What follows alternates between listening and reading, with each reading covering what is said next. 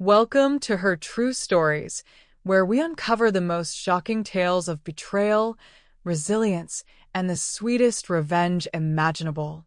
If you're ready for a story that will leave you cheering for justice and questioning everything you thought you knew about family loyalty, make sure to hit that subscribe button and ring the notification bell, because what you're about to hear will shake you to your core. My name is Mary Fletcher, and at 76 years old, I've learned that sometimes the people who owe you everything are the ones most eager to throw you away. But this story isn't about what they did to me. It's about what I did to them in return. Let me take you back to where it all began, 47 years ago, when I was a 29-year-old single mother with 2 young children and a determination that could move mountains. My husband James had died in a car accident when our son Michael was just 6 and our daughter Sarah was 4, leaving me with nothing but grief, debt, and 2 precious children who needed their mother to be stronger than she'd ever imagined possible. In 1978, single motherhood wasn't just challenging, it was social suicide. The judgmental stares, the whispered comments, the assumption that I was somehow damaged goods. But I didn't have the luxury of caring what people thought. I had 2 babies depending on me, and I was going to give them everything I never had. I worked 3 jobs in those early years. Mornings at the department store, afternoons cleaning offices, evenings waitressing at a diner. I dropped the kids at my neighbor Mrs. Henderson's house at 5 a.m. and picked them up at midnight, sometimes so exhausted I could barely drive home. But every dollar I earned went toward building something better for my children. By 1985, I'd saved enough to buy a small house in what would eventually become one of the most desirable neighborhoods in our city. It wasn't much then, a rundown 2-story with peeling paint and a leaky roof, but I saw potential where others saw problems. I spent every weekend for 2 years renovating that house with my own hands, learning plumbing and electrical work from library books, teaching my children that success comes from determination and sweat equity. Mom, why do we have to work so hard? 8-year-old Sarah asked one Saturday as we painted the living room together. She had yellow paint in her hair and on her nose, looking like a little angel despite her complaints. Because everything worth having requires effort, sweetheart, I told her, dipping my brush in the paint can. Someday you'll understand that the things you work for are more valuable than the things you're given. How wrong I was about that lesson taking hold. Michael was different from his sister, even as a child. Where Sarah was artistic and dreamy, Michael was practical and ambitious. He'd watch me balance the checkbook and ask questions about mortgages and investments. By the time he was 12, he was helping me research the best schools in our district and planning his academic future with the precision of a military strategist. "I'm going to be successful, Mom," he told me on his 13th birthday as we sat on our newly built deck, watching the sunset over our transformed backyard. "I'm going to make so much money that you'll never have to work again." "That's sweet, honey, but I work because I want to provide for you and Sarah, not because I have to. When I'm rich, you can just relax and enjoy life. You've done enough." Even then, there was something in his tone that should have warned me. The way he said, "You've done enough," like my usefulness had an expiration date. But I was so proud of his ambition, so grateful to see him thriving despite growing up without a father, that I missed the subtle signs of entitlement that were already taking root. Sarah, meanwhile, was developing into a beautiful and talented young woman. She painted, wrote poetry, and had a natural grace that reminded me of my own mother. But where my mother had been strong and independent, Sarah seemed to expect that someone else would always take care of the practical details of life. "Mom, can you drive me to art class?" became "Mom, can you pay for art supplies?" which became "Mom, can you talk to my teacher about my grade?" Sarah was learning to charm her way out of responsibility, and I was enabling her by saying yes to everything. I told myself I was being a good mother, providing the support I'd never had. What I was actually doing was raising 2 children who would grow up believing that Mary Fletcher existed solely to make their lives easier. The house appreciated dramatically over the years as the neighborhood gentrified around us. What I'd bought for $45,000 in 1985 was worth $200,000 by 1995 and $400,000 by 2005. I'd accidentally made one of the best real estate investments in the city's history, but more importantly, I'd created a stable home where my children could thrive. I paid for Michael's college education at the State University, where he studied business and finance. I paid for Sarah's art school tuition, her supplies, her apartment, and the various creative projects that never quite turned into careers. I never asked them to pay me back or contribute to household expenses. I told myself I was investing in their futures. Michael graduated with honors and immediately landed a job at a prestigious accounting firm. Sarah graduated with a degree in fine arts and immediately moved back home to figure out her next steps, a process that would take the next 15 years. By the time Michael was 30, he was making six figures and living in an expensive downtown condo. He'd married Jennifer, a lovely woman from a wealthy family, and they were building the kind of life I'd always dreamed my children would have. He visited every few weeks, always impeccably dressed, always full of stories about his success and his important clients. "Mom, you should think about downsizing," he said during one visit when he was 32. "This house is getting too big for you, and the maintenance costs must be enormous." "I can handle the maintenance, Michael. This is my home." "But it's not practical. You could sell this place, buy a nice condo, and have money left over for retirement." "I don't want a condo. I want my home." He dropped the subject then, but I could see the wheels turning in his head. Michael had developed his father's practical nature, but none of his warmth. Everything was a calculation, including his relationship with his mother. Sarah, meanwhile, had settled into a pattern of perpetual adolescence. At 35, she was still living in my house, still expecting me to pay for her expenses, still treating me like a combination mother, maid, and ATM. She'd had a series of relationships with men who were either broke artists or unemployed dreamers, and somehow their financial problems always became my financial problems. "Mom, Jake needs to borrow $3,000 to finish his novel," Sarah would say, batting her eyelashes like she was still 16. "Sarah, you're 35 years old. If Jake needs money for his novel, he should get a job and earn it. But he's so close to finishing. This could be the big break he needs." And I'd write the check, because saying no to Sarah had always been harder than saying no to anyone else. She had inherited her father's charm and learned to weaponize it against my maternal instincts. The years passed, and I grew older while my children grew more entitled. I developed arthritis in my hands, making the household maintenance more difficult. I had a minor heart attack at 68 that scared me into slowing down. But instead of my children stepping up to help, they seemed to view my aging as an inconvenience that needed to be managed. "Mom, we need to talk about your living situation," Michael said during a family meeting he'd called when I was 72. Sarah sat beside him, nodding like a bobblehead doll. "What about my living situation? You're getting older, and this house is becoming too much for you, Sarah, and I think it would be best if you moved into assisted living." "Assisted living?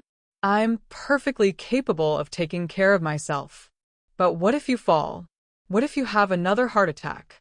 We'd feel terrible if something happened to you while you were alone in this big house." I looked at my children, my successful son in his expensive suit and my artistic daughter in her bohemian clothes, and realized that somewhere along the way, I'd raised two strangers who saw me as a problem to be solved rather than a person to be loved. "I'm not moving into assisted living. This is my home, and I'm staying here." Michael's jaw tightened. "Mom, be reasonable." "I am being reasonable. I built this life. I bought this house, and I'm not giving it up because you're worried about inconvenience." "It's not about inconvenience. Isn't it? When was the last time either of you offered to help with maintenance? When was the last time you asked what I needed instead of telling me what you thought I should do? The meeting ended badly, with Michael storming out and Sarah crying about how I was being unfair to them. But I held my ground, not knowing that my defiance would set in motion a series of events that would ultimately reveal the true nature of the children I'd sacrificed everything to raise. The stroke came 18 months later, on a Tuesday morning in March. I was making coffee when I felt the left side of my face go numb, followed by a crushing headache that brought me to my knees. I managed to call 911 before the world went dark. When I woke up in the hospital 3 days later, my life, as I knew it, was over. The left side of my body was partially paralyzed, my speech was slurred, and I had developed what the doctors politely called oral motor dysfunction. I drooled constantly, unable to control the muscles in my mouth. The good news is that you're alive and your cognitive function is intact, Dr. Martinez told me gently. The challenging news is that you'll need significant rehabilitation and ongoing care. Can I go home? Eventually, yes. But you'll need help with daily activities, at least initially. Michael and Sarah visited me every day during my 2-week hospital stay, full of concerned expressions and supportive words. They assured me that they'd take care of everything, that I shouldn't worry about anything except getting better. I should have known then that their version of taking care of everything wouldn't include taking care of me. The first sign of what was coming appeared during my 3rd week of recovery at home. I was still weak, still struggling with the physical therapy exercises, still embarrassed by the constant drooling that I couldn't control despite the medications. Sarah had moved back into her old bedroom to help take care of me, and Michael was stopping by every evening after work. I thought they were being loving, supportive children. I was too naive to realize they were conducting reconnaissance. "Mom, I've been thinking about your bedroom situation," Sarah said one morning as she helped me with breakfast. I was still having trouble coordinating the movements necessary to eat without making a mess, and she'd taken over meal preparation. "What about it?" "Well, the stairs are really difficult for you now. Maybe we should set up a bed down here in the living room, at least temporarily." She was right about the stairs being challenging, but something in her tone made me suspicious. "I can manage the stairs with the handrail. I need to keep practicing." "But what if you fall? What if you get hurt?" "Sarah, I'm not an invalid. I'm recovering from a stroke, but I'm still your mother, and this is still my house." "Of course, Mom. I just want what's best for you." But over the next few weeks, subtle changes began appearing in the house. My personal items started disappearing from the main living areas. The family photos on the mantel were replaced with Sarah's artwork. My comfortable reading chair in the living room was moved to a corner to make room for Sarah's easel. "Where's my chair?" I asked one day when I came downstairs for lunch. "Oh, I moved it so I could set up my studio." "You don't mind, do you?" "You can still sit in it. It's just in a different spot." But the different spot was facing the wall in a dark corner, clearly not intended for actual use. My living room was being transformed into Sarah's art studio, with me treated like a piece of furniture to be rearranged as needed. Michael's visits became more frequent, but less personal. He'd arrive with clipboards and paperwork, asking questions about my finances, my insurance, my legal documents. He explained that he was organizing my affairs to make sure everything was properly managed during my recovery. "Mom, I think we should set up a power of attorney, just as a precaution," he said one evening as we sat at my kitchen table. The same table where I'd helped him with his homework 30 years earlier. Power of attorney for what? Just general financial matters. If something happens to you, someone needs to be able to pay your bills and handle your accounts. "Nothing's going to happen to me, Michael. I'm getting stronger every day." "I know, but it's just good planning. Sarah and I would be joint power of attorney holders, so there'd be oversight." Something about the way he said oversight made my skin crawl. "I'll think about it. Mom, this is important. You need to be practical about your situation." There was that word again, practical. In Michael's world, Being practical meant accepting that I was no longer capable of making my own decisions. The power of attorney documents appeared on my kitchen table the next morning with sticky notes marking where I needed to sign. Sarah stood over me with coffee and my medication, chattering about how this was just a formality that would make everything easier. I signed the papers. God help me, I signed them because I trusted my children and because I was still weak enough to believe that they had my best interests at heart. Within a week, the first changes appeared in my bank statements. Small amounts at first, grocery purchases, utility payments, household expenses that Michael explained were more efficient when handled through his accounts. But the amounts grew larger and the explanations grew vaguer. What's this $800 charge for home improvement? I asked during one of our weekly financial reviews. Sarah needed to buy some supplies for her studio setup. It's an investment in her career, and she's living here to take care of you, so it's really a household expense. $800 for art supplies? Professional equipment is expensive, Mom. Sarah's finally getting serious about her art career, and we need to support her. I noticed that when Michael said we, he meant my money supporting Sarah's dreams, not his money. The physical changes in the house accelerated as my mobility slowly improved. I was getting stronger, but Sarah seemed determined to make me feel weaker. She'd hover over me during meals, wiping my mouth like I was a child. She'd insist on helping me with tasks I could manage myself, then sigh dramatically about how exhausting it was to take care of me. Maybe we should look into getting you some professional help, she suggested one day as I struggled to fold laundry. A home health aide or something. I don't need professional help. I need practice and patience. But it's so hard watching you struggle. Maybe someone trained in stroke recovery could help you more effectively. What she meant was that watching me drool and move slowly was embarrassing for her, and she wanted someone else to deal with the unpleasant aspects of my recovery. The breaking point came during my 4th month of recovery. I was having a good day. My speech was clearer, my coordination was improving, and I'd managed to make myself breakfast without help. I was feeling proud of my progress when Michael arrived with a woman I'd never seen before. Mom, this is Karen Mitchell. She's a social worker who specializes in stroke recovery and family care planning. Karen was a pleasant woman in her 40s who spoke to me in the condescending tone that people use with small children and elderly patients. Mrs. Fletcher, your son has asked me to evaluate your living situation and make recommendations for your ongoing care needs. I don't need anyone to evaluate my living situation. I live in my own home, and I'm managing fine. I understand this is difficult, but families often need guidance during major health transitions. May I ask you a few questions about your daily routine? The evaluation was a humiliating exercise in cataloging my limitations. Karen asked about my eating habits. I sometimes needed help cutting food.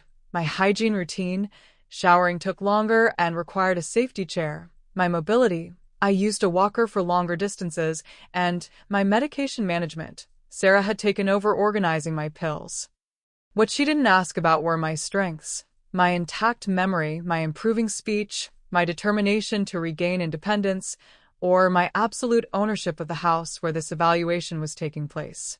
Mrs. Fletcher, based on what I've observed and what your children have told me, I think there are some care options we should discuss, Karen said at the conclusion of her visit. Such as?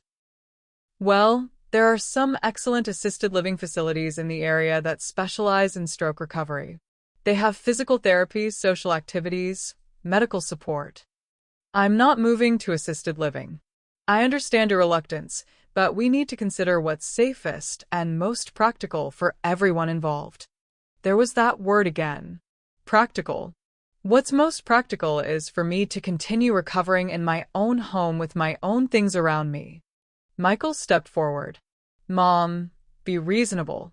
You're not getting any younger, and your needs are only going to increase. Sarah can't continue living here indefinitely to take care of you. I never asked Sarah to take care of me. I can take care of myself. But you can't really. You need help with basic tasks. You're isolated here during the day. And what if there's another medical emergency? Karen nodded sympathetically. Mrs. Fletcher, I know this is difficult, but sometimes loving someone means making hard decisions for their own good. I looked at my son and daughter, these two people I'd sacrificed everything to raise, and saw strangers plotting to dispose of an inconvenience. They weren't concerned about my safety or my happiness. They were concerned about their own convenience and their inheritance. Everyone needs to leave, I said quietly. Mom. Now. All of you, get out of my house. Mrs. Fletcher, I think we should continue this conversation when you're feeling less emotional, Karen said. I'm not emotional. I'm angry. This is my house, and I want all of you to leave immediately. After they left, I sat in my living room, the living room that was slowly being transformed into Sarah's art studio, and realized that I was at war. My own children had decided I was a burden to be managed rather than a mother to be honored, and they were systematically taking control of my life. But they'd made one crucial mistake. They assumed that because I'd had a stroke, I was no longer capable of fighting back. They were about to learn that Mary Fletcher hadn't survived 47 years of single motherhood by being weak or passive. And if they wanted to treat me like an enemy, I was prepared to become their worst nightmare. The transformation of my house from home to prison happened gradually, then all at once. It started with small suggestions that became firm expectations, which eventually became non-negotiable rules that I had no say in creating. Mom, I think it would be better if you spent more time in the basement family room, Sarah announced one morning in late July, 6 months after my stroke. She was setting up another easel in what used to be my dining room, spreading her art supplies across the table where I'd served thousands of family meals. Why would I want to spend time in the basement? It's cooler down there, and you won't have to worry about getting in my way while I'm working. Plus, there's a bathroom right there, so you won't have to climb the stairs as often. I looked around at what had once been my dining room. My china cabinet had been pushed into a corner and covered with a sheet. My family photos had been taken down and replaced with Sarah's paintings. The chandelier I'd saved 3 months to buy was draped with drying canvases. This is my dining room, Sarah. I should be able to use it whenever I want. Of course you can use it, Mom, but I need space to work, and this room has the best natural light. Besides, you hardly ever have dinner guests anymore. She was right about the dinner guests. Who wants to socialize with a woman who drools uncontrollably and speaks with a slur? But that didn't mean I should be exiled from my own living spaces. I think I'll stay upstairs. Thank you. Sarah's face tightened with annoyance. Mom, I'm trying to build a career here. I finally have a chance to create a proper studio, and you're being selfish about it. Selfish. I was being selfish for wanting to use my own dining room in my own house. The basement had been finished during my renovation years, complete with a comfortable seating area, a small kitchenette, and a full bathroom. It was a nice space, but it was also isolated from the main house, accessible only through a narrow staircase that was becoming increasingly difficult for me to navigate. Over the next few weeks, more of my belongings found their way to the basement. My favorite reading chair was moved down there for my comfort. My television was relocated so I wouldn't disturb Sarah's creative process. Even some of my clothes were transferred to the basement closet to make things more convenient. Michael supported every change with financial justifications. Mom, Sarah's art is finally starting to sell. She made $800 last month from her online gallery. This studio setup is an investment in her future. What about my future? What about my comfort in my own home? You'll be comfortable in the basement. It's like having your own apartment, with everything you need right there. Everything I needed except dignity, respect, and the right to live freely in the house I'd spent decades building. The final insult came on a Thursday evening in August. I was in the kitchen making myself dinner. a simple task that had taken me weeks to relearn but that I could now manage independently. When Michael arrived with Jennifer and their two young children, Emma and James, aged 8 and 6. "Mom, we're here for dinner," Michael announced, as if this had been planned. "I didn't know you were coming. I only made enough for myself." "That's okay," Jennifer brought takeout. "We thought it would be nice to have a family dinner." They proceeded to set up their meal in my kitchen while I stood there holding my simple sandwich, feeling like an intruder in my own home. The children ran around making noise while Jennifer and Sarah discussed Sarah's latest painting techniques. Michael reviewed some paperwork at the table, treating my kitchen like his office. I sat down with my sandwich, trying to eat carefully to minimize the drooling, when 6-year-old Emma pointed at me and loudly announced, "Grandma's mouth is leaking." The table went silent. I felt my face burn with humiliation as everyone stared at me. "Emma, that's not polite," Jennifer said half-heartedly, but she was looking at me with barely concealed disgust. "It's okay," I managed to say through my slurred speech, reaching for a napkin to wipe my mouth. "Maybe Grandma should eat downstairs," 8-year-old James suggested. "Then she won't leak on our food." Michael and Jennifer exchanged a look that spoke volumes. Sarah suddenly became very interested in her phone, and I realized that my own grandchildren saw me as something disgusting to be hidden away. "You know what?" Michael said after an uncomfortable pause. "That's actually not a bad idea. Mom, maybe it would be more comfortable for you to eat in the family room downstairs. More private, less chaotic." This is my kitchen. I know, but with the kids here and all the activity, it might be easier for everyone if you had your meals downstairs. Just for tonight. But just for tonight became the new normal. Whenever Michael's family visited, I was expected to disappear into the basement like a shameful secret. The message was clear. My appearance, my drooling, my slurred speech were embarrassments that needed to be hidden from polite company. The basement became my designated living space, and my access to the rest of my own house became increasingly restricted. Sarah would roll her eyes and sigh dramatically if I appeared in her studio during the day. Michael would suggest that I might be more comfortable downstairs whenever his family visited. Even delivery drivers and repair people were told to direct their questions to Sarah, as if I no longer existed as the homeowner. The breaking point came on a Saturday afternoon in September. I had climbed the stairs to get something from my bedroom when I heard voices in the living room, Michael and Sarah talking with someone I didn't recognize. "Complete care facility would really be the best option," a male voice was saying. "At her age and with her condition, she needs more supervision than family members can reasonably provide." "But she's so stubborn about it," Sarah replied. "She insists she's fine living here, but it's obvious she's not capable of independent living anymore." "That's common with stroke patients," the man continued. "They often lack insight into their own limitations. Family members have to make the difficult decisions." I crept closer to the staircase, straining to hear more. "What we need is documentation," Michael said. "Evidence that she's not safe living alone, that her judgment is impaired, that she needs institutional care." "I can help with that," the stranger replied. "If you can document instances of confusion, safety issues, medication noncompliance, we can build a case for guardianship. Once you have legal guardianship, you can make decisions about her living situation regardless of her preferences."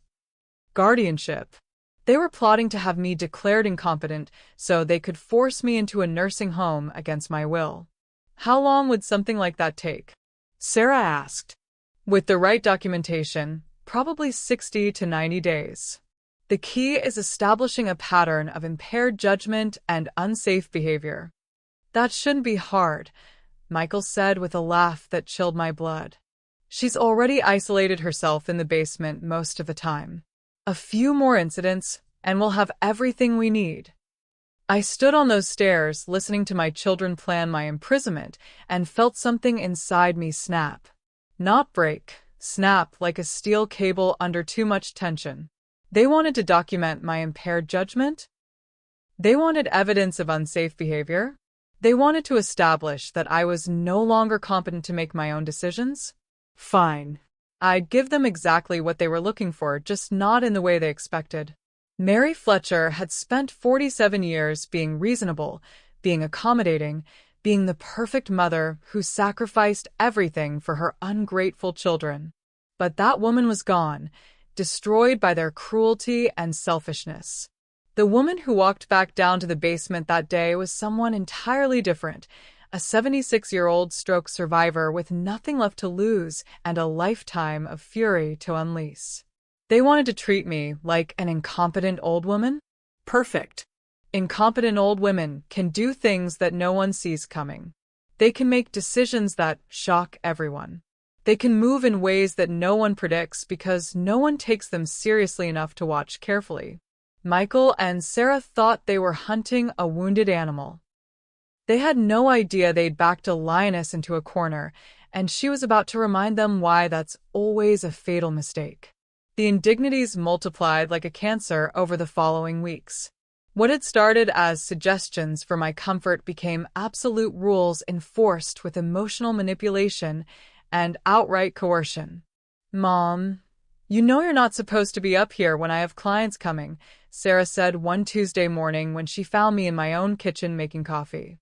She was setting up for what she called a studio tour for potential buyers, essentially turning my house into a commercial art gallery without my permission. "I live here, Sarah. I should be able to make coffee in my own kitchen. But you'll drool in front of my clients, and that's not professional. Can't you just use the coffee maker downstairs?" The basement kitchenette had a small coffee maker, but the coffee always tasted stale and the water pressure was weak. More importantly, the basement coffee maker was a constant reminder that I was being relegated to the servants' quarters of my own home. "I prefer the kitchen coffee maker." Sarah's face flushed with anger. "God, Mom, why do you have to make everything so difficult? I'm finally building something here, and you're sabotaging me with your selfishness." Selfishness. There was that word again, wielded like a weapon against any attempt I made to assert my rights in my own home. "Fine," I said, turning to go back downstairs. "I'll use the basement coffee. And Mom, it would be better if you stayed down there until after my appointment. Mrs. Peterson is very particular about professional environments." Mrs. Peterson couldn't be exposed to the sight of a stroke survivor who drooled. I was becoming a dirty secret to be hidden whenever respectable people visited. The pattern was becoming clearer every day. I was being systematically erased from my own life, confined to the basement like a crazy relative in a Victorian novel. But unlike those unfortunate women, I wasn't actually crazy.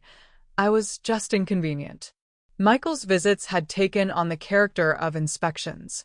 He'd arrive with his clipboard and his concerned expressions, documenting everything I did or said that could potentially be used against me in court.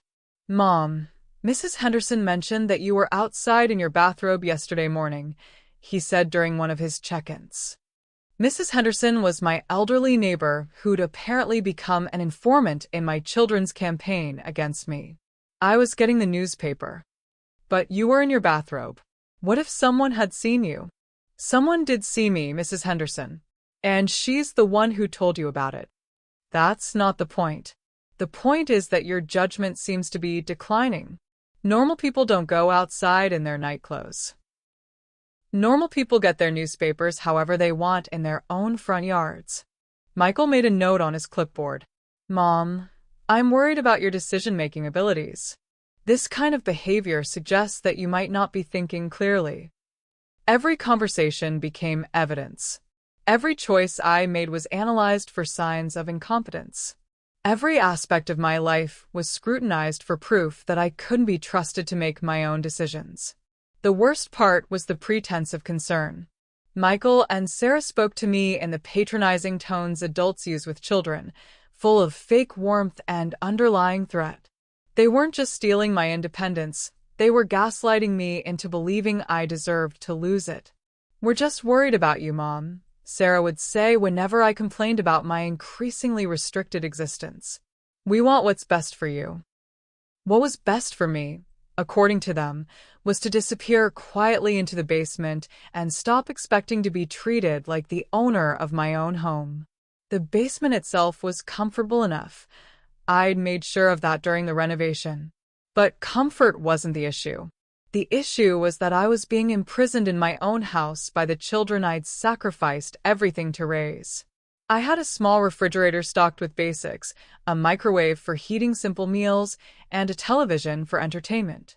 There was a comfortable couch, good lighting for reading, and even a small desk where I could pay bills or write letters. It was like a studio apartment, except I hadn't chosen to live there and I couldn't leave without permission. The stairs to the main floor became my prison bars. I could climb them. My physical therapy had been successful enough that I could navigate stairs with the handrail, but I wasn't welcome on the other side. Every time I appeared upstairs, I was met with sighs, eye rolls, and subtle pressure to return to my designated area. "Mom, you seem tired," Sarah would say whenever I emerged from the basement. "Maybe you should rest downstairs for a while." "Mom, is everything okay down there?" Michael would ask, as if my presence upstairs indicated some kind of emergency. The message was clear. My place was in the basement, and any attempt to reclaim my own living spaces was evidence of confusion or poor judgment. But what my children didn't understand was that isolation and humiliation were forging me into something harder than they'd ever imagined. Every indignity made me stronger. Every insult made me more determined. Every attempt to diminish me only increased my resolve to fight back. I began planning my revenge with the same methodical approach I'd used to raise them as a single mother. I made lists, gathered information, and carefully considered my options. I had advantages they didn't know about and resources they'd overlooked in their eagerness to control me. The most important advantage was that they underestimated me completely. In their minds, I was a damaged old woman whose stroke had made her weak and dependent. They saw the drooling and heard the slurred speech and concluded that my mind was as compromised as my motor functions. They were wrong. My cognitive abilities were intact. My memory was sharp. My understanding of legal and financial matters was comprehensive. Most importantly, my capacity for strategic thinking had been enhanced by months of enforced solitude in which I had nothing to do but plan. Sarah thought she was building her art career in my house. Michael thought he was managing my decline toward institutional care. Both of them thought they were cleverly positioning themselves to inherit my property and whatever remained of my money. None of them realized that the woman in the basement was conducting the most important investigation of her life, gathering evidence of their financial exploitation, emotional abuse, and fraudulent manipulation of a stroke survivor. They wanted to document my incompetence? Fine. I was documenting their criminal behavior. They wanted to establish guardianship over me? Excellent. I was establishing grounds for prosecution against them. They thought they were hunting a wounded animal? Perfect. Because wounded animals with nothing left to lose are often the most dangerous predators of all. The basement that was supposed to be my prison was actually my war room, and Mary Fletcher was about to launch the most devastating counterattack of her 76 years on this earth. Living in the basement gave me something my children never expected: time and invisibility. While they were busy redecorating my house and spending my money, I was quietly documenting every crime they committed.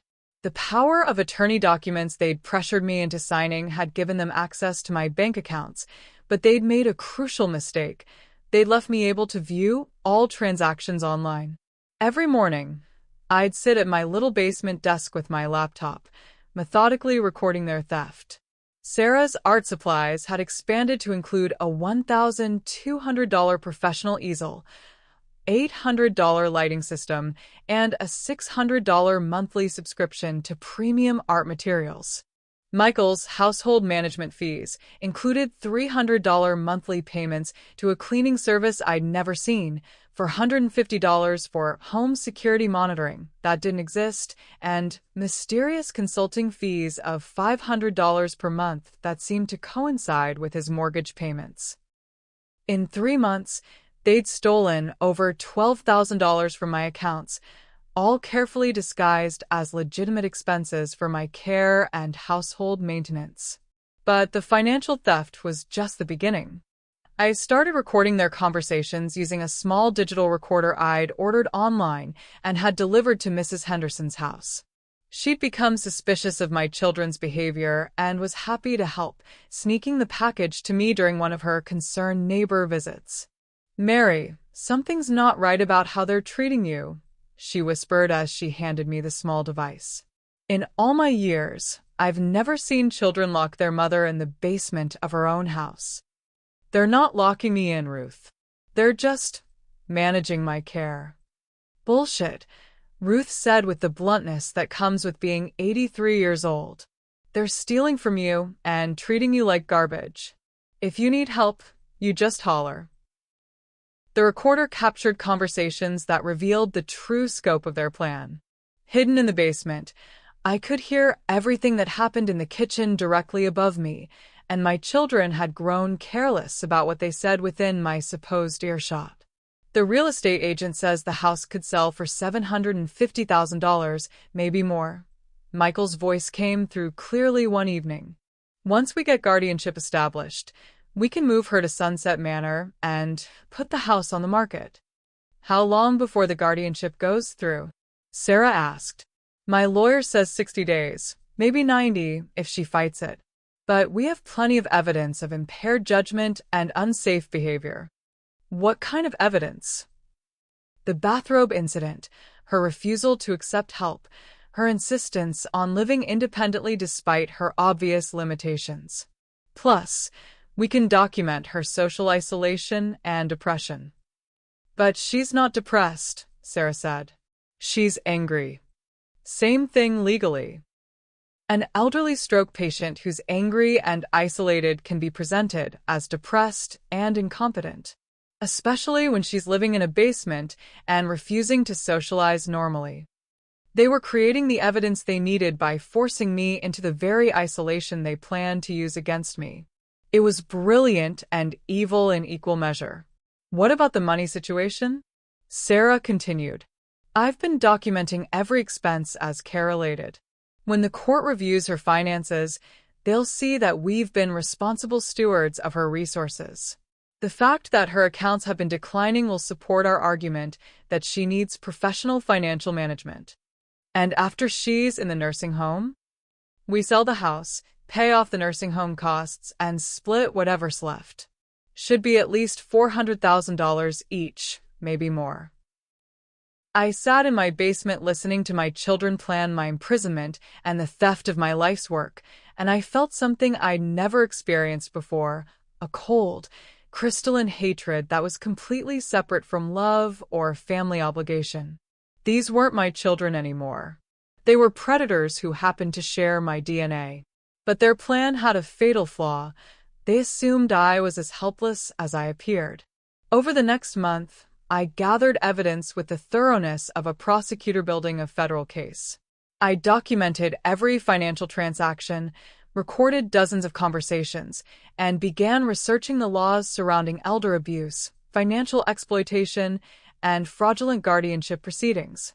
What I discovered was that my children weren't just morally bankrupt, they were criminally liable for multiple felonies. Financial exploitation of an elderly person carried penalties of up to 10 years in prison. Fraudulent guardianship applications were considered perjury, punishable by up to 5 years. Identity theft for using my accounts without proper authorization could result in additional charges.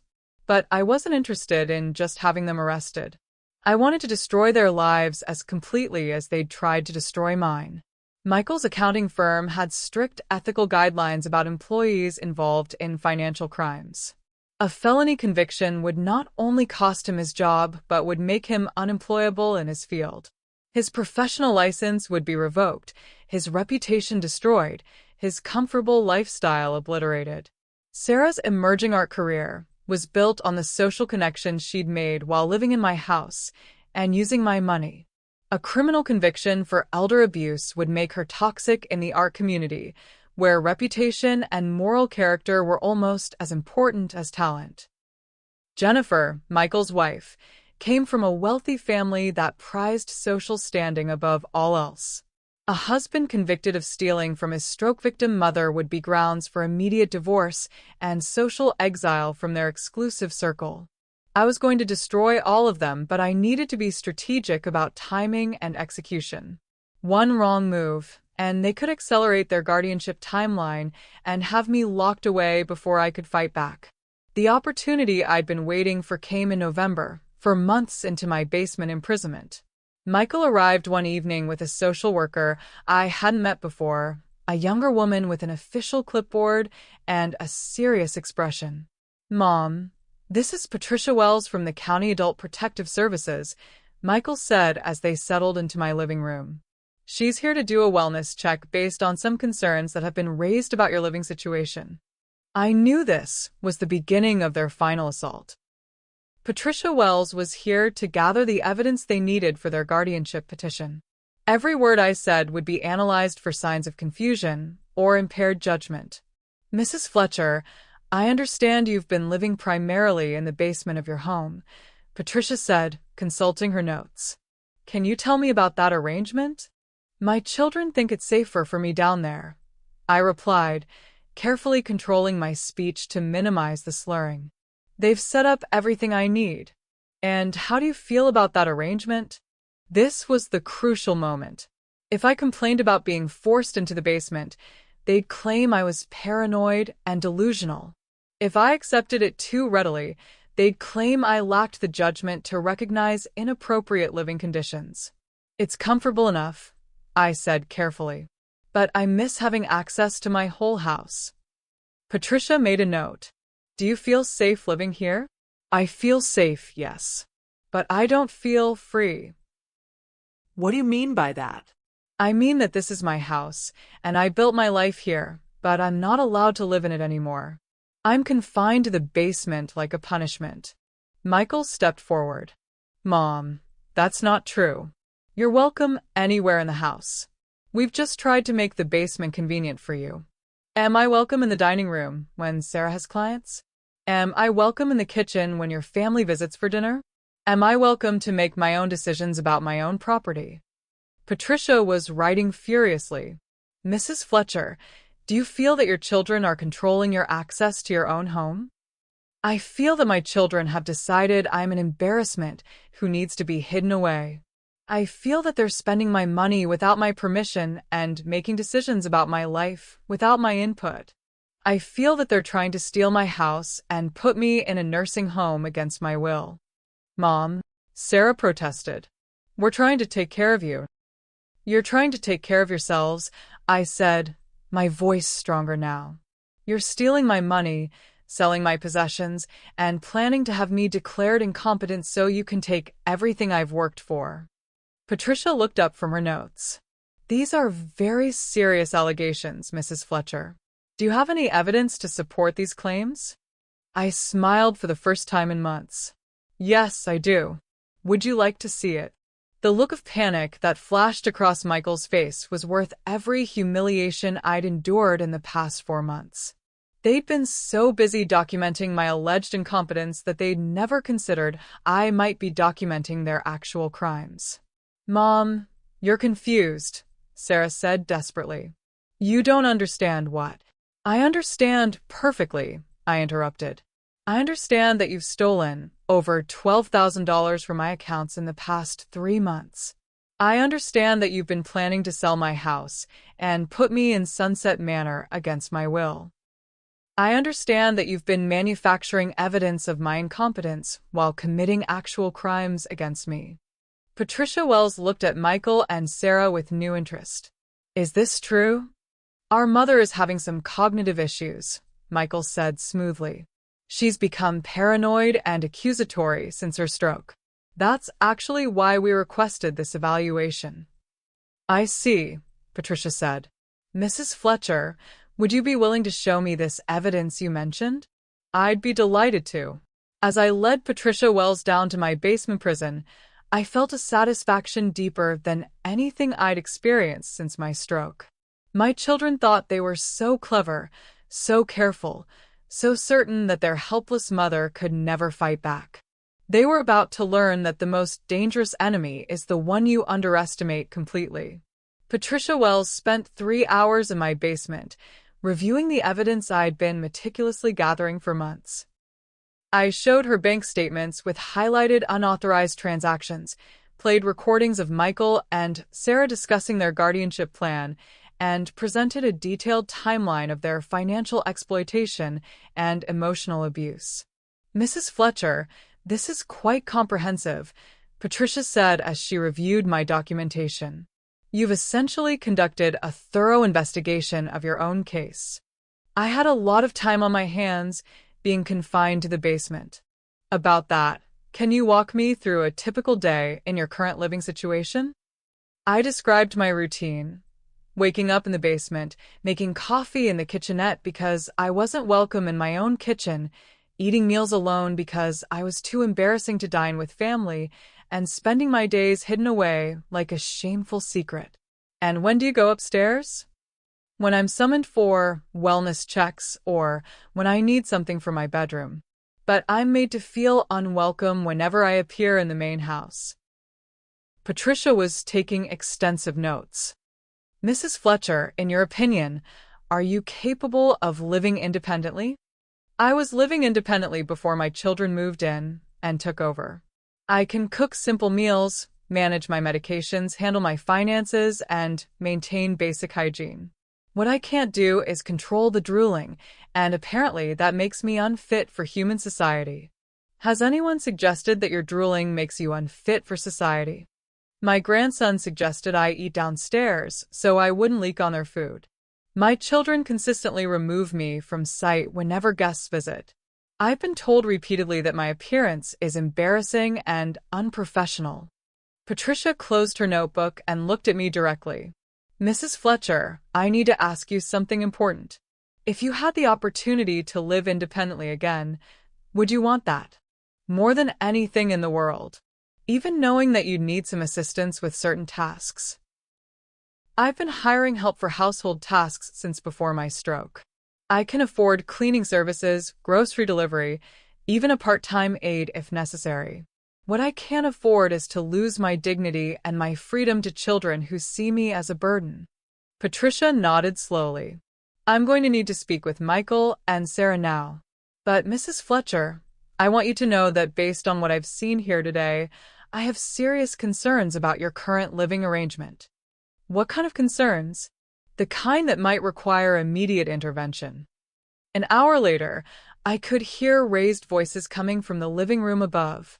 Michael and Sarah were arguing with Patricia, their tones growing increasingly desperate as they realized their plan was falling apart.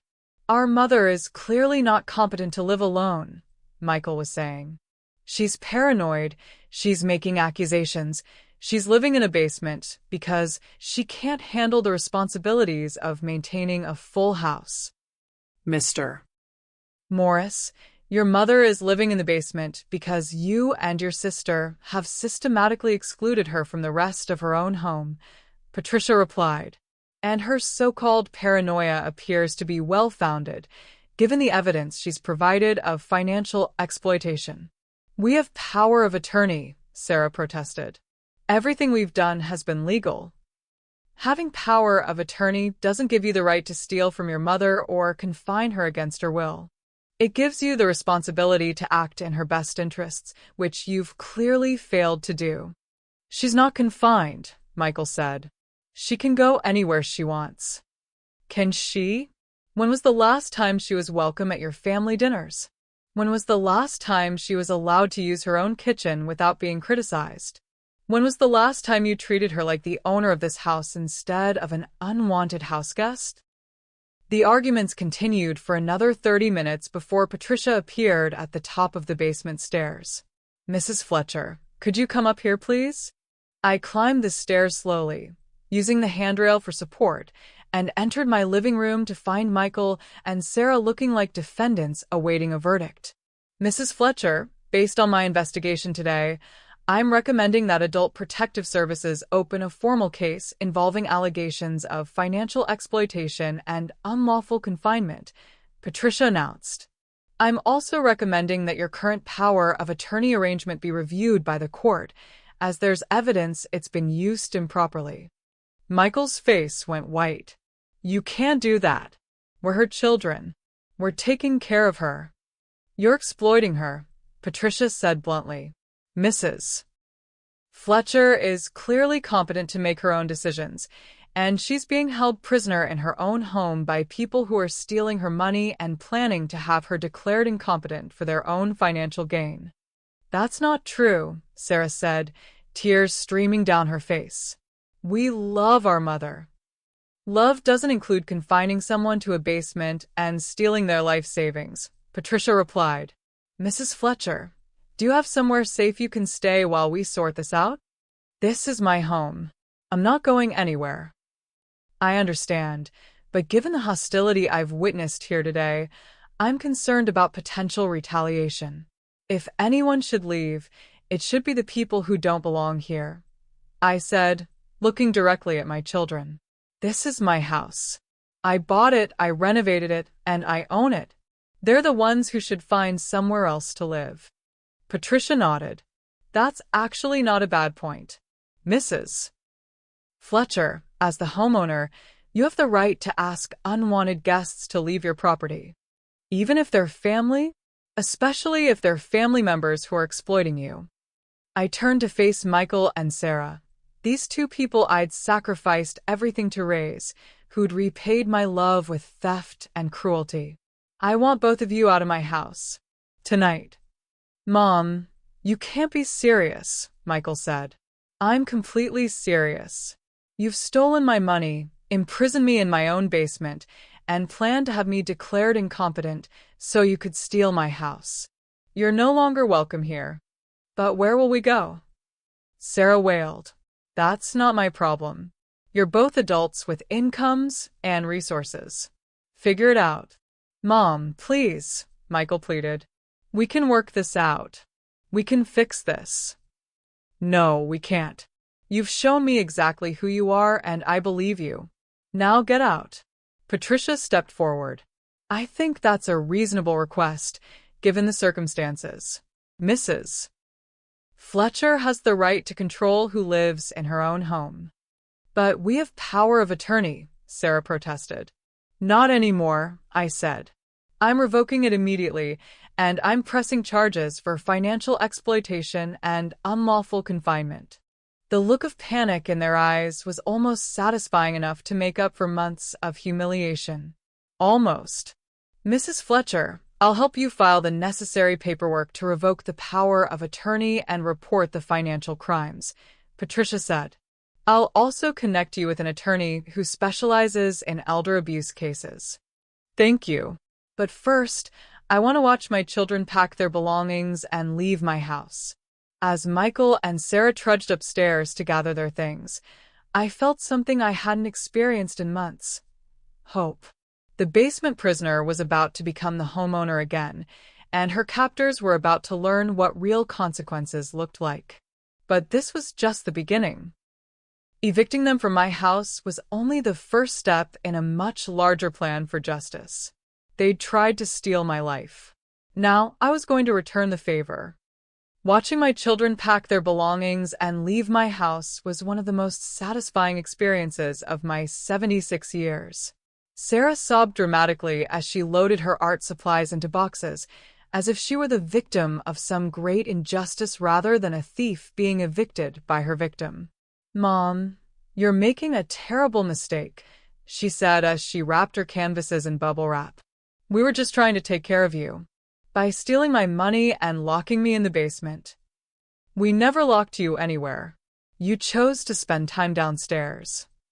Even in defeat, she couldn't stop lying. But I no longer cared about her delusions or justifications. I just wanted her gone. Michael was more methodical in his packing, but I could see the fury in his movements as he gathered his papers and personal items. He kept shooting me looks of pure hatred, as if I'd betrayed him instead of the other way around. "This isn't over, Mom," he said as he carried the last box to his car. "You can't take care of yourself, and we're going to prove it." "Feel free to try," I replied. "But you'll be doing it from outside my house, without access to my money, and probably while dealing with criminal charges." Patricia Wells had left me with a folder full of resources: contact information for elder law attorneys, financial advisors who specialized in exploitation recovery, and home care services that could provide legitimate assistance without treating me like an invalid. After my children left, I stood in my empty house and felt a combination of relief and determination. The physical space was mine again, but the damage they'd done went far beyond rearranging furniture and stealing money. They'd shaken my confidence, made me question my own judgment, and forced me to see them as enemies rather than children. But they'd also given me something valuable: absolute clarity about who they really were and what they deserved. The first order of business was securing my finances. I spent the next morning on the phone with my bank, revoking the power of attorney and changing all my account passwords. The fraud department was very interested in the unauthorized transactions I reported, and they assured me that the stolen money would be recovered and the accounts would be flagged against future unauthorized access. "Mrs. Fletcher, we see this type of financial elder abuse more often than you might think," the fraud investigator told me. "Adult children who view their parents' assets as their inheritance often rationalize theft as early distribution. But it's still theft, and we take it very seriously." What happens to the people who do this? Prosecution, if the evidence is strong enough. And from what you've described, your evidence is very strong. The second order of business was reclaiming my living space. I hired a cleaning service to deep clean the house and remove all traces of Sarah's art studio from my dining room. I had my furniture moved back to its proper locations and my family photos returned to their places of honor on the mantel.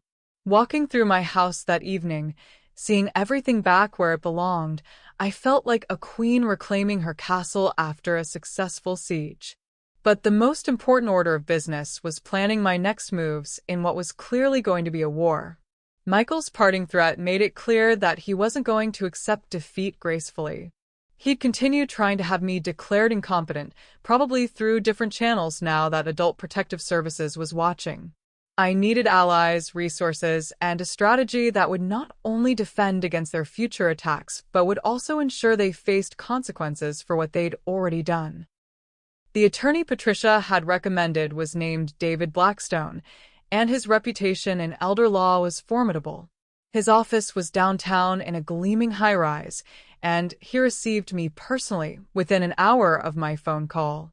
"Mrs. Fletcher, I've reviewed the preliminary information Patricia Wells sent over, and I have to say, this is one of the most clear-cut cases of elder financial abuse I've seen," David said as we sat in his conference room overlooking the city. "Your documentation is exceptional. I had a lot of time to work on it while I was imprisoned in my basement. About that, what your children did could be considered unlawful imprisonment, which is a felony. Combined with the financial exploitation, they're looking at serious criminal charges. I want them prosecuted to the full extent of the law. I can help with that, but I also want to discuss protecting you from future exploitation attempts. Your son's threat suggests he's not done trying to gain control over your life and assets." David outlined a comprehensive legal strategy that included criminal referrals, civil recovery suits, and protective measures to prevent future guardianship attempts. The plan was aggressive, expensive, and exactly what I needed. "This will cost approximately $50,000 in legal fees," David warned. "Are you prepared for that level of investment?" "Mr. Blackstone, my children stole my money, stole my dignity, and tried to steal my freedom. $50,000 to destroy their lives in return seems like a bargain." "I like your attitude, Mrs. Fletcher. When do you want to start?" "Immediately." Over the next 2 weeks, David's team worked with the precision of a military operation. Criminal complaints were filed with the district attorney's office. Civil suits were prepared demanding the return of stolen funds plus punitive damages. Documentation was submitted to Michael's accounting firm detailing his criminal conduct. But the most satisfying action was the restraining order that prohibited both Michael and Sarah from coming within 500 feet of my house or contacting me in any way. Mrs. Fletcher, you should know that your son hired an attorney to fight the restraining order, David told me during one of our strategy meetings. He's claiming that you're mentally incompetent and that the restraining order prevents him from providing necessary care. What's his evidence of my incompetence? Apparently, he's arguing that no mentally competent person would accuse their loving children of elder abuse and theft. I laughed at the circular logic. So the fact that I'm fighting back against their abuse is proof that I'm too incompetent to recognize their love? That's essentially his argument, yes. And what does the court think of that argument? David smiled. The judge was not impressed. The restraining order stands, and she ordered a competency evaluation to settle the question once and for all. The competency evaluation was conducted by Dr. Elizabeth Chen, a neuropsychologist who specialized in stroke recovery and cognitive assessment. She spent 4 hours with me, conducting tests, reviewing my medical records, and evaluating my decision-making abilities. Mrs. Fletcher, I need to ask you directly, do you believe your children were trying to help you or harm you? Dr. Chen asked during our final session. I believe they were trying to help themselves to my money and my house, I replied. Whether they convinced themselves that was the same as helping me is irrelevant. And do you think your decision to evict them and pursue legal action was reasonable? I think it was the most reasonable thing I've done in months. They were stealing from me, confining me, and planning to have me declared incompetent so they could steal more efficiently. Fighting back against that isn't a sign of mental illness, it's a sign of mental health. Dr. Chen's report was unequivocal. I was not only competent, but demonstrated exceptional cognitive function and sound judgment in protecting herself from financial exploitation and emotional abuse.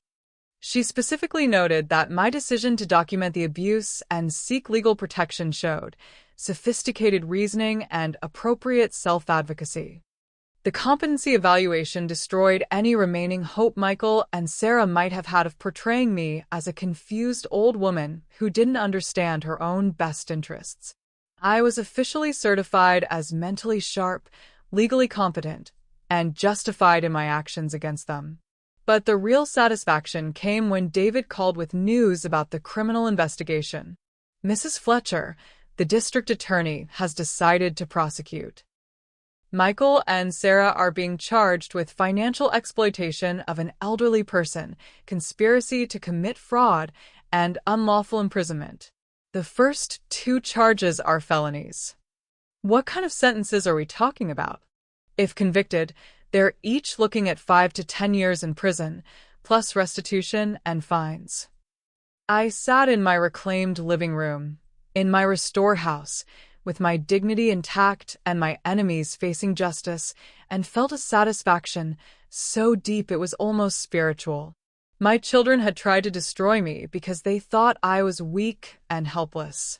Instead, they'd awakened something in me that was far more dangerous than they'd ever imagined, a woman with nothing left to lose and everything to fight for. The basement prisoner had become the queen of her own castle, and her former captors were about to learn what royal justice looked like. The criminal trial of Michael and Sarah Fletcher became front-page news in our city. Local mother fights back against greedy children was the headline that captured the public's imagination, and suddenly everyone wanted to hear the story of the 76-year-old stroke survivor who documented her own abuse and fought back against her exploitative children. The media attention was both a blessing and a curse. On one hand, it meant that Michael and Sarah's crimes were being exposed to the entire community, destroying their reputations and social standing. On the other hand, It meant I had to testify about the most humiliating period of my life in front of cameras and reporters. Mrs. Fletcher, are you prepared for the media scrutiny this trial will bring? David Blackstone asked me during one of our preparation sessions. The defense is going to try to portray you as a vindictive mother who's using the legal system to punish children who are genuinely trying to help. Let them try. I have recordings of them planning to steal my house and put me in a nursing home. I have bank records showing they stole over $12,000. I have documentation of every day I was forced to live in my own basement. Their genuine concern is a matter of public record. The trial began on a Monday morning in February, nearly a year after my stroke. I arrived at the courthouse wearing my best dress and using my walker with confidence rather than shame. I was no longer the broken woman who'd been hidden in a basement. I was a survivor seeking justice. The prosecutor, Assistant District Attorney Maria Santos, had built her case around the theme of betrayal of trust. Ladies and gentlemen of the jury, Mary Fletcher spent 47 years sacrificing everything for her children. She worked 3 jobs to buy them a home. She paid for their education, their expenses, their dreams. And when she suffered a stroke and needed their support, they saw an opportunity instead of an obligation. The evidence was overwhelming. Bank records showed the unauthorized transactions. Recordings captured Michael and Sarah discussing their plans to gain guardianship and sell the house. Testimony from Patricia Wells detailed the conditions they'd found me living in. But the most powerful evidence was my own testimony.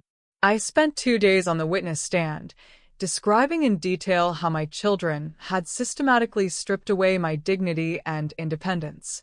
Mrs. Fletcher, can you describe your living conditions during the period your children were residing in your home? Maria Santos asked. I was confined to the basement of my own house. I was told I couldn't use my own kitchen, my own dining room, or my own living spaces because my appearance was embarrassing and unprofessional. I was hidden away whenever guests visited, like a shameful family secret. And how did that make you feel? Like a prisoner. Like someone who no longer mattered. Like the 47 years I'd spent building that home and raising those children meant nothing. Did you ever consider that your children might have had your best interests at heart? People who have your best interests at heart don't steal your money to fund their own lifestyles. They don't plan to sell your house without your consent. They don't confine you to a basement and tell their friends you're incompetent. My children were acting in their own interests, not mine. The defense attorney, a slick young man named Bradley Morrison, tried to paint me as a confused old woman who'd misunderstood her children's loving care. His cross-examination was aggressive and condescending, exactly the kind of treatment I'd learned to expect from people who assumed stroke survivors were automatically incompetent. Mrs. Fletcher, isn't it true that you were having difficulty managing your household after your stroke? I was having difficulty with some physical tasks, yes. But I was managing my finances, making my own decisions, and living independently until my children moved in and took control. But didn't your children arrange for professional cleaning services and home maintenance to help you? They arranged for services using my money, without my permission, and charged me inflated rates for services I never requested. Mrs. Fletcher, your children say they were concerned about your safety living alone in such a large house. Isn't that a legitimate concern? It might be, if they discussed it with me instead of plotting behind my back to have me declared incompetent. It might be, if they'd offered to help me modify the house instead of planning to sell it. It might be, if they treated me like their mother instead of an obstacle to their inheritance. Bradley Morrison grew increasingly frustrated as his attempts to portray me as confused or vindictive failed. The competency evaluation had established the sentencing hearing was held on a cold morning in March, exactly 1 year after my stroke. The courtroom was packed with reporters, supporters, and curious onlookers who'd followed the trial through the media coverage. I sat in the front row with David Blackstone, watching as Michael and Sarah were led to the defendant's table in orange prison jumpsuits. They looked older, grayer, diminished by their time in jail awaiting sentencing. Sarah had lost weight and her artistic flair was gone, replaced by the hollow expression of someone who'd finally understood the consequences of her actions. Michael's business-casual confidence had evaporated, leaving behind a broken man who kept glancing at his wife Jennifer in the gallery. Jennifer had filed for divorce 2 weeks after the guilty verdict, citing irreconcilable differences and criminal conduct incompatible with family values. She'd already moved back to her parents' estate with the children, and Michael's attempts to contact them had been rebuffed by her family's lawyers. Judge Patricia Morrison was known for her tough sentences in elder abuse cases, and her expression as she reviewed the pre-sentencing reports suggested that reputation was well-deserved. "Before I pronounce sentence, I want to hear victim impact statements," Judge Morrison announced. "Mrs. Fletcher, would you like to address the court?" I stood slowly, using my walker for support but not for weakness. My voice was clearer now, the speech therapy having helped significantly, though the drooling remained a constant reminder of what I'd survived. "Your Honor, a year ago I was a stroke survivor trying to rebuild my life with the support of my children. I thought I was surrounded by love. Instead, I was surrounded by predators who saw my vulnerability as an opportunity." I looked directly at Michael and Sarah as I continued. "These defendants didn't just steal my money, they stole my dignity. They didn't just confine me to a basement, they tried to convince me I belonged there. They didn't just plan to take my house, they tried to make me believe I was too incompetent to deserve it." The courtroom was completely silent as I spoke. But the worst part wasn't the theft or the confinement or even the humiliation. The worst part was realizing that the children I'd sacrificed everything to raise had grown into adults who saw their mother as nothing more than an obstacle to their inheritance. Sarah was crying now, but I felt no sympathy for her tears. She'd cried during her testimony too, and those tears had been just as manipulative and self-serving. "Your Honor, I'm not asking for mercy for these defendants. I'm asking for justice for every elderly person who's been exploited by the people they trusted most. I'm asking for a sentence that sends a clear message. Elder abuse will not be tolerated, especially when it's committed by family members." "Thank you, Mrs. Fletcher," Judge Morrison said. "Is there anyone else who would like to speak on behalf of the victim?" Ruth Henderson, my neighbor, had asked to speak as a character witness. At 83, she was even more direct than I was. "Your Honor, I've known Mary Fletcher for 15 years, and I watched her raise those children as a single mother," Ruth said in her strong, clear voice. "She worked 3 jobs to give them everything they wanted. She put them through college, supported their dreams, and never asked for anything in return except love and respect." Ruth turned to look at Michael and Sarah with undisguised disgust. These two took that love and turned it into a weapon against their own mother. They stole from her, abused her, and planned to warehouse her in a nursing home so they could steal more efficiently. They're not children, they're criminals who happen to share her DNA. The defense attorneys made their final pleas for leniency, arguing that Michael and Sarah were good people who'd made mistakes while trying to care for a difficult mother. Their arguments fell flat in the face of the overwhelming evidence and the jury's unanimous guilty verdict. Judge Morrison spent several minutes reviewing her notes before addressing the defendants. "Michael Morris and Sarah Fletcher, you've been convicted of some of the most egregious elder abuse I've encountered in 20 years on the bench. You systematically exploited your mother's trust, stole her money, confined her against her will, and planned to have her declared incompetent for your financial gain." She paused, letting her words sink in. "What makes your crimes particularly heinous is that you committed them against the woman who sacrificed everything to give you opportunities in life. You repaid her love with cruelty, her trust with theft, and her vulnerability with exploitation. Michael and Sarah stood as Judge Morrison prepared to pronounce sentence. Michael Morris, you're sentenced to 8 years in state prison, followed by 5 years of probation. You will pay full restitution of $12,847 to your mother, plus court costs and fines totaling $25,000. Michael's knees buckled, and his attorney had to steady him.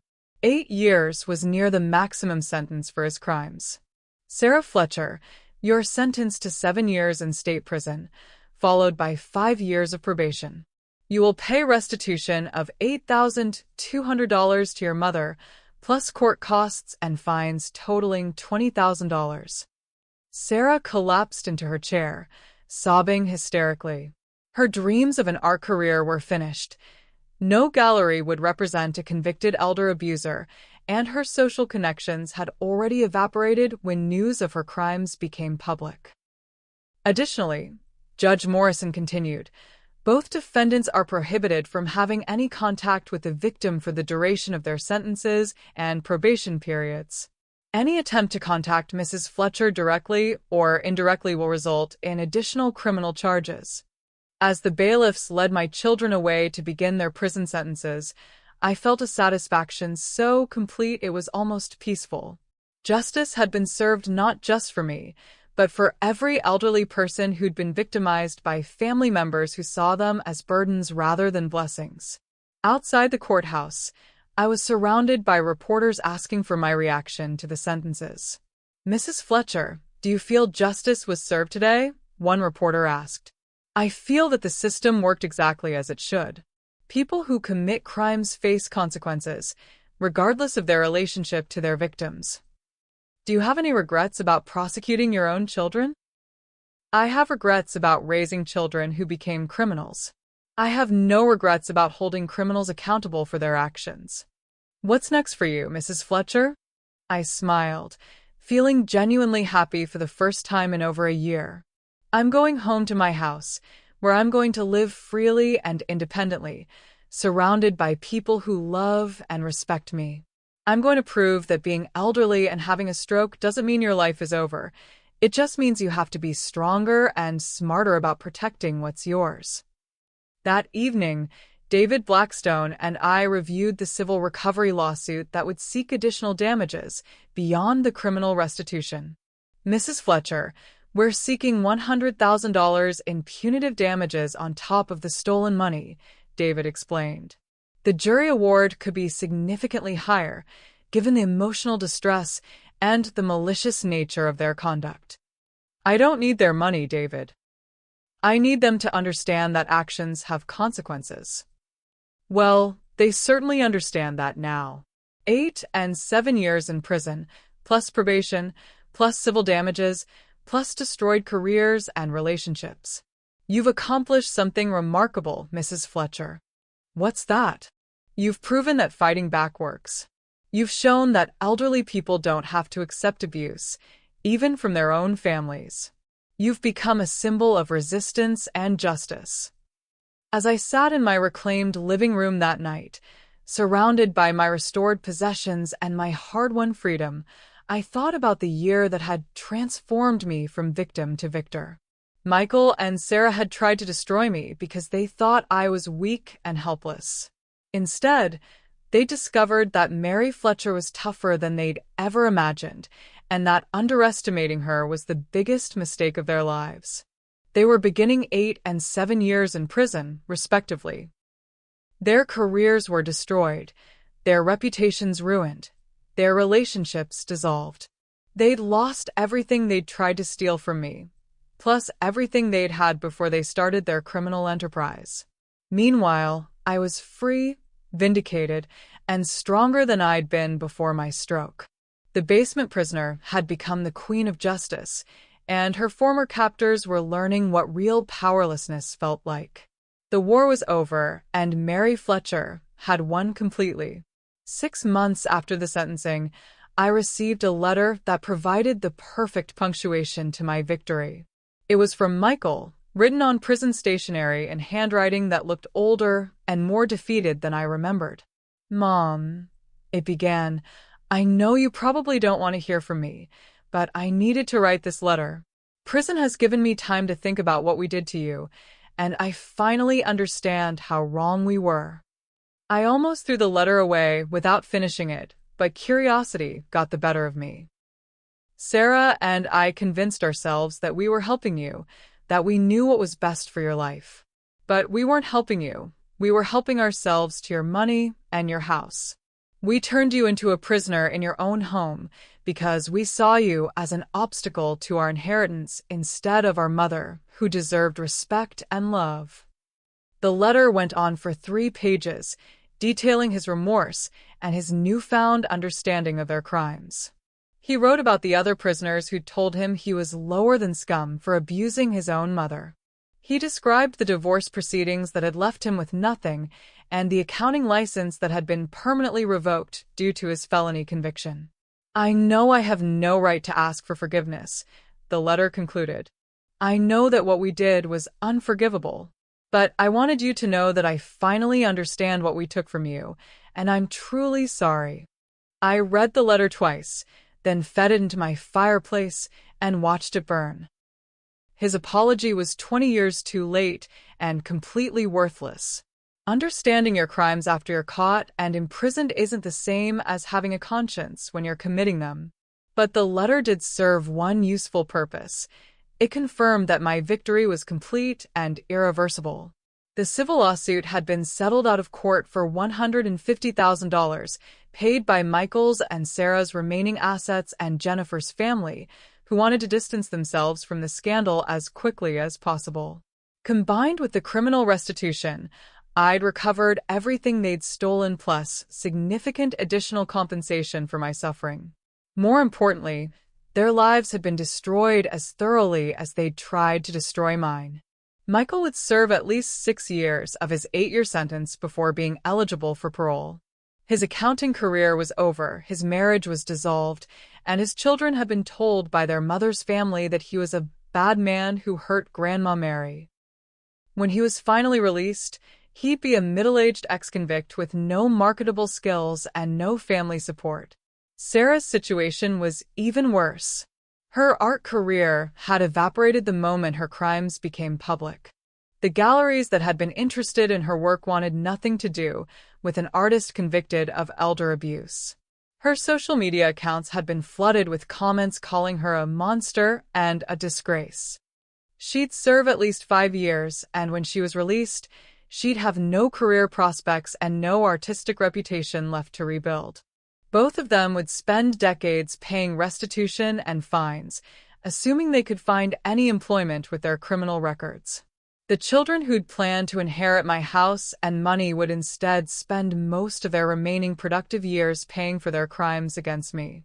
But my victory extended far beyond personal justice. The media coverage of my case had inspired dozens of other elderly abuse victims to come forward and fight back against their exploiters. David Blackstone's office had been flooded with calls from seniors who'd been emboldened by my example to document their own abuse and seek legal protection. "Mrs. Fletcher, you've started a movement," David told me during one of our final meetings. "We've opened 12 new elder abuse cases in the past 6 months, all from people who said your story gave them courage to fight back." That's wonderful. Everyone deserves to live with dignity, regardless of their age or health conditions. There's something else. The state legislature is considering a new law that would make financial exploitation of elderly family members an automatic felony with enhanced penalties. They're calling it the Mary Fletcher Act. I was speechless. My name would be attached to legislation protecting other elderly people from the kind of abuse I'd suffered. It was a legacy I'd never imagined but couldn't be more proud of. The house that had once been my prison was now my sanctuary again.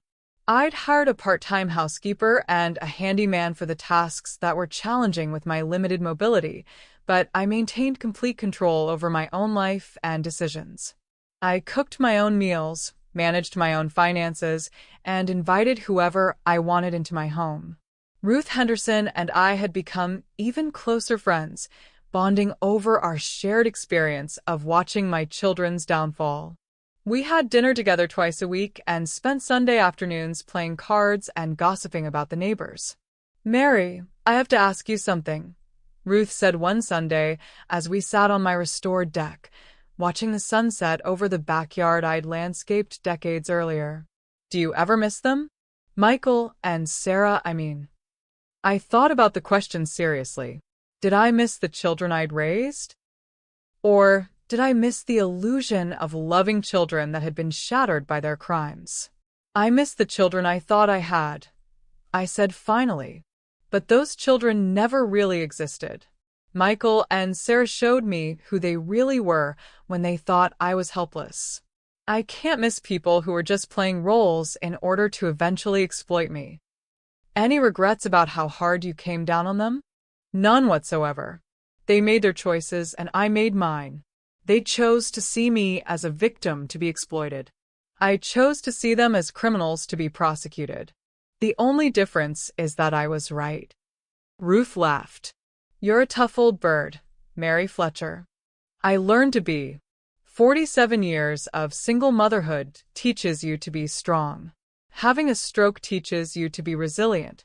Being betrayed by your own children teaches you to be ruthless, when necessary.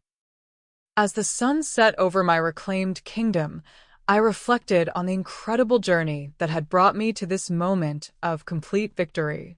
A year and a half ago, I'd been a broken woman confined to a basement by her own children. Tonight, I was a free woman whose story had inspired legislative change and given hope to countless other abuse victims. Michael and Sarah were in prison cells, counting down the years until their release into lives that would never recover from their crimes. Their former friends avoided mentioning their names.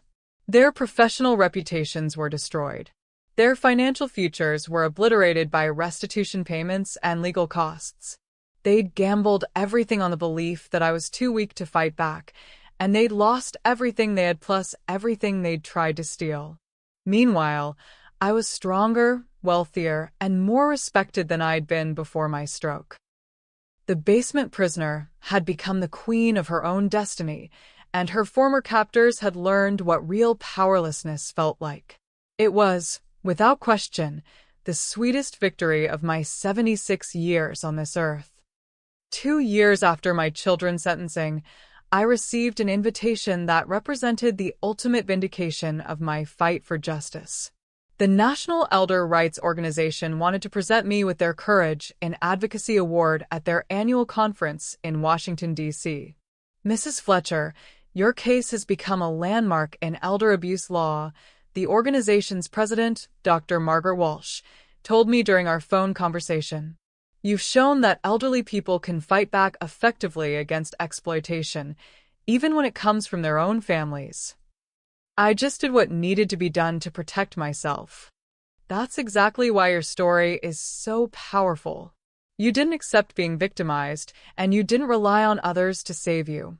You saved yourself, and in doing so, you've saved countless others.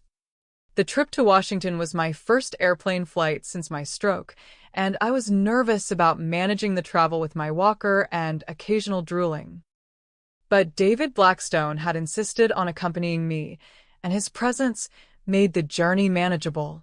The award ceremony was held in a ballroom filled with 800 advocates, attorneys, and elderly rights activists from across the country. As I sat at the head table, looking out at the audience, I thought about how far I'd come from the woman who'd been hidden in a basement because her appearance was considered embarrassing.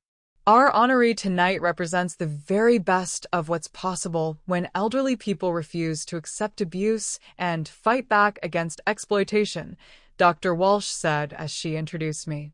Mary Fletcher didn't just save herself, she became a symbol of resistance that has inspired legislative change and empowered countless other victims to seek justice. The standing ovation lasted nearly 5 minutes. When I finally reached the podium, I looked out at faces filled with respect and admiration, emotions I hadn't seen directed toward me in far too long. 2 years ago, I was a stroke survivor living in the basement of my own home, being systematically abused by the children I'd sacrificed everything to raise, I began, my voice carrying clearly through the sound system. Tonight, I'm standing before you as proof that being elderly and having health challenges doesn't mean you're powerless. I spoke for 20 minutes about my experience, the legal battle, and the importance of fighting back against elder abuse regardless of who the perpetrators are. The hardest part wasn't proving that crimes had been committed, I told the audience. The hardest part was accepting that my own children were the criminals. But blood relationships don't excuse criminal behavior, and family love doesn't require accepting abuse. The response was overwhelming. During the reception afterward, I was approached by dozens of people who shared their own stories of fighting back against abusive family members. Many credited my case with giving them the courage to seek legal protection. "Mrs. Fletcher, my son was stealing from my pension," one elderly man told me. "I saw your story on the news and realized I didn't have to accept it. He's in prison now, and I'm living freely for the first time in 5 years. My daughter was trying to have me declared incompetent so she could sell my house," said an elderly woman with tears in her eyes. "Your example showed me that I could fight back." She backed down when I hired a lawyer and threatened prosecution. Story after story, victory after victory, all inspired by my refusal to accept victimization. The basement prisoner had become a symbol of hope for elderly people nationwide. But the most satisfying moment came when David pulled me aside with news about Michael and Sarah. "Mrs. Fletcher, I thought you'd want to know. Michael's parole application was denied. He'll serve his full 8-year sentence." What was the reason? Lack of remorse and failure to accept responsibility for his crimes. Apparently, he's been telling other inmates and his counselors that you were vindictive and that he was just trying to help you. I shook my head, unsurprised by his continued delusion. Even in prison, he can't accept that he was the criminal and I was the victim. Sarah's doing worse. She got into a fight with another inmate and had 6 months added to her sentence. She's also been transferred to a higher security facility. Any word on their post-release prospects? Michael's divorce was finalized last month. Jennifer got everything: the house, custody of the children, his retirement accounts. He'll be released with nothing but debt and a criminal record. Sarah's completely isolated, no friends, no family support, no career prospects. I felt no sympathy for their suffering. They'd chosen their path when they decided to exploit my vulnerability, and they were experiencing the natural consequences of their choices. The flight home to Phoenix was peaceful, and I spent the time reading congratulatory messages from supporters who'd followed my story. But the most meaningful letter was from an unexpected source: Emma, Michael's 8-year-old daughter, who is now 10. Jennifer had apparently given Emma permission to write to me, and her letter was written in the careful handwriting of a child trying to communicate something important. "Dear Grandma Mary," it began, "Mom told me what Daddy did to you, and why he's in prison. I'm sorry he was mean to you. I don't understand why he would hurt you when you were sick. I hope you're feeling better now. Love, Emma." I read the letter 3 times, touched by the innocence and honesty of a child who understood moral right and wrong better than her father ever had. Emma and her brother James were the only innocent victims in this entire story, and I hoped they'd grow up to be better people than their father. That evening, I sat in my living room, my fully reclaimed, beautifully restored living room, and reflected on the extraordinary transformation my life had undergone. 2 years ago, I'd been a prisoner in my own basement. Tonight, I was a nationally recognized advocate whose story was inspiring legislative change and empowering abuse victims. Michael and Sarah remained in prison, their lives as thoroughly destroyed as they'd tried to destroy mine. They'd lost their freedom, their careers, their relationships, their reputations, and their futures. The children who'd seen me as a burden to be eliminated had become burdens on the state correctional system. Meanwhile, I was living freely and independently, respected and honored, with a legacy that would protect other elderly people long after I was gone. The Mary Fletcher Act had passed the state legislature unanimously and was being considered by other states as a model for enhanced elder abuse protections. Ruth Henderson had moved into my guest room after a minor fall, and we'd become true companions in our golden years. She handled the cooking while I managed the finances, and together we'd created a household based on mutual respect and genuine affection. Mary, do you ever think about what would have happened if you hadn't fought back? Ruth asked one evening as we sat on the deck, enjoying the sunset. Every day, I replied. I'd be in a nursing home by now, probably medicated into compliance while Michael and Sarah enjoyed the proceeds from selling my house. I'd have died thinking my children hated me, never knowing that I had the strength to protect myself. Any regrets about how hard you fought? None. Fighting back was the only choice that preserved my dignity and my freedom. Everything else would have been surrender.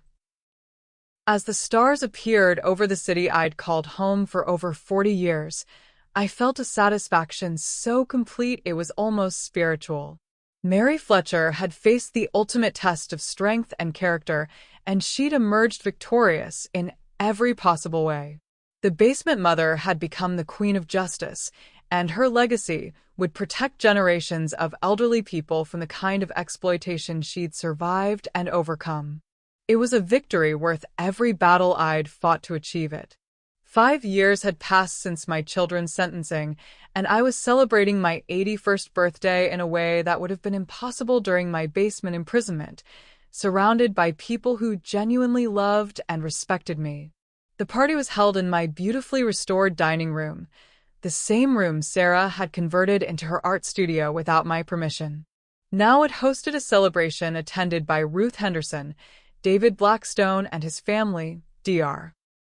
Chun, who had conducted my competency evaluation, Patricia Wells from Adult Protective Services, and a dozen other friends and supporters who had become my chosen family. Mary, you have to see this, Ruth said, handing me a newspaper clipping she'd saved. The Mary Fletcher Act just passed in its 15th state. You've created a nationwide movement of protection for elderly abuse victims. I read the article with deep satisfaction. The legislation that bore my name had now been adopted across the country, providing enhanced penalties for family members who financially exploited elderly relatives and creating streamlined processes for victims to seek protection. Mrs. Fletcher, you should know that elder abuse prosecutions have increased by 400% in our state since your case, Patricia Wells added. Families know now that these crimes will be taken seriously and prosecuted aggressively. That's wonderful. Every elderly person deserves to live with dignity and respect. David Blackstone raised his glass for a toast. To Mary Fletcher, who proved that being elderly doesn't mean being powerless, and that fighting back against abuse is not only possible but powerful. As we celebrated, I reflected on the remarkable life I'd built from the ashes of my children's betrayal. My house was now a sanctuary of freedom and respect, exactly as it should have been from the beginning. I developed a routine that balanced independence with practical support, maintaining complete control over my decisions while accepting help with physically challenging tasks. The financial recovery had been complete, and then some. The civil lawsuit settlement, combined with the criminal restitution and the proceeds from liquidating Michael's and Sarah's assets, had actually left me wealthier than before their theft. I donated a significant portion to elder abuse prevention organizations, ensuring that my victory would benefit other victims. But the most satisfying aspect of my triumph wasn't the money or the recognition. It was the knowledge that justice had been served completely and permanently. Michael had been released from prison 6 months earlier after serving his full 8-year sentence. He'd emerged to find himself homeless, unemployable, and utterly alone. Jennifer had remarried and moved across the country with the children, who barely remembered him and had been told he was dangerous. His accounting career was impossible to resurrect with a felony conviction, and he was now working minimum wage jobs and living in a halfway house. Sarah's release was still 2 years away, as her original sentence had been extended due to multiple disciplinary incidents in prison. Her art career was completely destroyed, her social connections severed, and her mental health deteriorated by years of incarceration. When she was finally released, she'd faced the same unemployability and isolation that Michael was experiencing. The children who'd seen me as an obstacle to their inheritance had instead destroyed their own inheritances and any possibility of comfortable futures. They'd gambled everything on their ability to exploit my vulnerability, and they'd lost everything they'd ever had or hoped to have. "Mary, there's something I want to ask you," Ruth said as the party wound down and we were cleaning up together. "Do you ever think about reaching out to Michael or Sarah? It's been 5 years, and they've certainly paid for their crimes." I considered the question carefully. Michael had attempted to contact me several times since his release, sending letters through David's office asking for forgiveness and a chance to rebuild our relationship. Sarah had written from prison, expressing remorse and begging for my help when she was released. Ruth, they had 40+ years to learn how to treat me with love and respect. They chose instead to see me as a source of money and, eventually, as an obstacle to their greed. Prison sentences don't create empathy where none existed before. They just create desperation. But they're still your children. No, they're not. The children I raised died when they made the decision to exploit my stroke for their financial gain. The people who were convicted of elder abuse happen to share my DNA, but they're strangers to me now. Don't you think people can change? I think people reveal who they really are under pressure. Michael and Sarah revealed that they're fundamentally selfish people who saw their mother as a resource to be exploited. That's not something prison can fix. The truth was that I felt no emotional connection to my former children anymore. They'd severed that bond when they chose crime over compassion, exploitation over empathy. Whatever mother's love I'd once felt had been completely destroyed by their systematic abuse and betrayal. As Ruth and I finished cleaning up, I found myself thinking about Emma's letters. Michael's daughter had continued writing to me over the years, and her letters had evolved from simple childhood expressions of sympathy to more thoughtful communications from a teenager who was trying to understand her family history. Her most recent letter had included a school essay she'd written about moral courage, using my story as an example of standing up for what's right even when it's difficult. Reading about my experience through the eyes of a 15-year-old who admired my strength had been deeply moving. "Grandma Mary," she'd written, "I hope I never have to go through what you did, but if I do, I hope I'm as brave as you were. Thank you for showing me that age and illness don't make you weak. They can make you stronger if you don't let people take advantage of you." Emma and James were the only family connections I maintained, and only through written correspondence with Jennifer's supervision. They deserved to know that they had a grandmother who was strong and independent, not the broken victim their father had tried to create. That night, as I prepared for bed in my own bedroom in my own house, I looked out at the city lights and thought about the incredible journey that had brought me to this moment of complete and total victory. 5 years ago, Michael and Sarah had been successful adults with bright futures, comfortable lives, and every advantage their mother's sacrifices had provided. Tonight, Michael was a middle-aged ex-convict working for minimum wage and living in supervised housing. Sarah was still in prison, counting down the days until her release into a world that wanted nothing to do with her. They tried to destroy Mary Fletcher because they thought she was weak and helpless. Instead, they discovered that she was stronger than they'd ever imagined, and that underestimating her was the most expensive mistake of their lives. The basement prisoner had become a national symbol of resistance. The stroke victim they'd tried to silence had found her voice and used it to protect countless other elderly people. The mother they'd betrayed had created a legacy of justice that would outlast all of them. As I turned off the lights in my reclaimed kingdom, I felt a satisfaction so complete it was almost spiritual. Every battle had been worth fighting. Every humiliation had been avenged. Every crime had been punished. Every victory had been earned. Mary Fletcher had faced the ultimate test of strength and character, and she'd emerged triumphant in every possible way.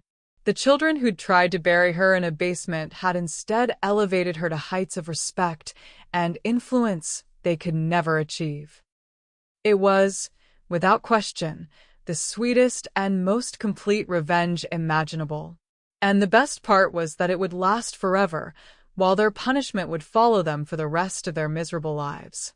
Justice had been served, and it was absolutely delicious. Thank you for joining me on this incredible journey of survival, resistance, and ultimate triumph. If this story of a mother's fight for dignity and justice inspired you, motivated you, or simply amazed you with its testament to human strength, please subscribe to her true stories and hit that notification bell. We have countless more tales of women who refused to be victims, who fought back against impossible odds, and who proved that age and illness are no match for determination and courage. Your support means everything to us, and we can't wait to share more stories of women who turned their darkest moments into their greatest victories. Remember, you're never too old to fight back, and you're never too weak to seek justice. Until next time, keep standing up for yourself and never let anyone convince you that you deserve anything less than respect and dignity.